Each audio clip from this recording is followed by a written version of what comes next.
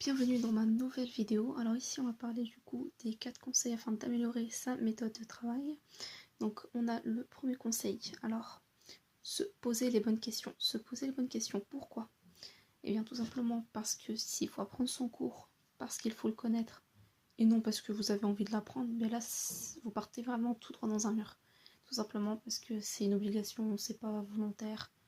Et c'est pas du tout pratique, alors que si encore une fois vous faites un tel parcours scolaire car les parents vous y obligent à faire un exercice parce qu'il faut faire ou faut préparer les TD, du coup c'est, vous voyez, en fait vous vous auto-obligez à faire quelque chose que ça se trouve vous ne voulez pas faire, et du coup faut surtout pas faire ça parce que malheureusement c'est ce qui permet dans la grande majorité des cas un échec. Et alors du coup, est-ce que je vais être capable de tenir une année entière? Il va falloir que je m'y investisse. C'est ce genre de questions qu'il faut se poser. Et pourtant, les étudiants qui développent les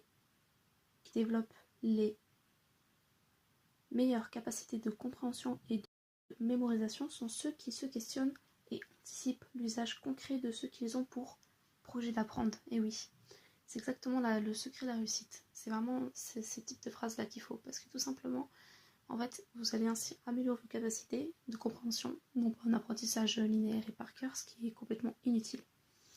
Ensuite, vous révisez un cours. Pour chaque info que vous avez le projet de retenir, quel type de questions pourrait-on vous poser à l'examen? Là aussi c'est intéressant, tout simplement car en fait si vous posez les bonnes questions, vous avez de fortes chances de réussir, et puis si vous posez les mauvaises questions, encore une fois, de fortes chances de rater tout simplement les examens parce que vous n'avez pas posé les bonnes questions. Ensuite, vous avez la deuxième astuce, deuxième conseil, trouver un objectif concret.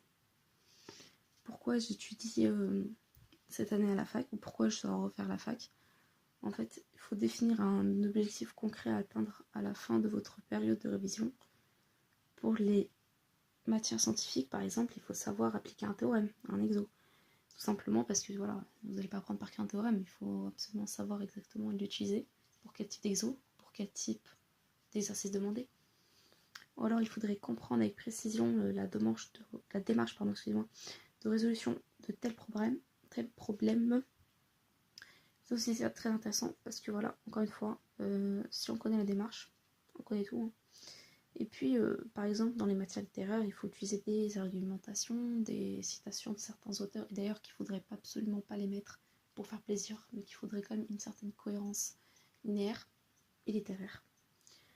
Ensuite, on arrive enfin à la troisième astuce, ou troisième conseil.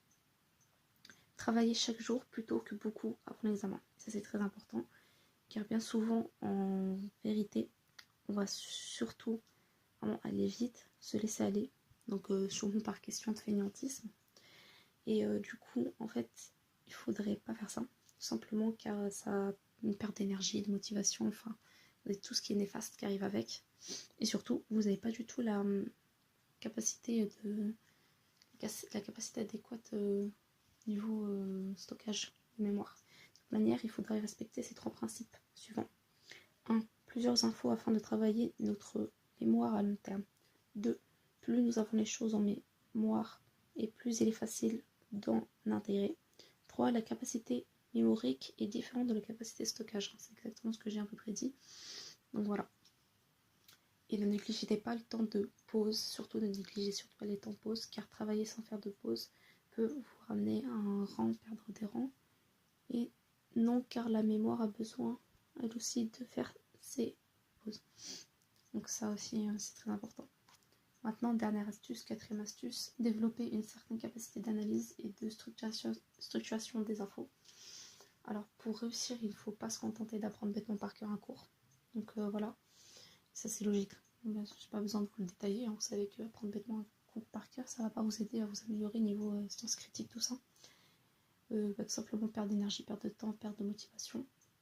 Alors par exemple dans un exercice de maths, on va falloir faire des développements de capacités analytiques, structurelles. Vous n'allez pas apprendre par cœur type d'exo, puis le recracher pareil dans un autre type. Parce que vous allez juste avoir... c'est pas la même chose en fait. Vous allez juste encore une fois rentrer dans le mur. Donc il faut absolument connaître exactement le théorème, pourquoi je l'utilise. Alors je vous conseille de regarder des vidéos sur internet, sur YouTube. Il y en a plein. Et ça permet du coup d'avoir une certaine en parallèle certaines capacités et c'est pas mal. Donc c'est ce que je fais aussi, parce que sinon, bah, vous voyez, vous sortez les mots hors contexte et du coup ça marche pas.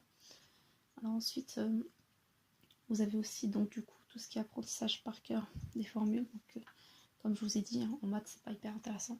Alors je parle des maths, mais évidemment toutes les matières. Hein, s'il faut apprendre par exemple sur les cellules, n'importe quelle matière, des choses comme ça, il faut absolument savoir ce que c'est, définir le terme général, définir en fait, avoir une définition en général et avoir des mots dans le contexte. Alors du coup c'était la fin de ces 4 astuces là et je vous demande de vous abonner à ma chaîne ainsi que de liker, partager, de commenter. À la prochaine pour une prochaine vidéo. Il faudrait absolument pas mal de vues, sinon c'est compliqué et surtout de vous abonner. Ciao.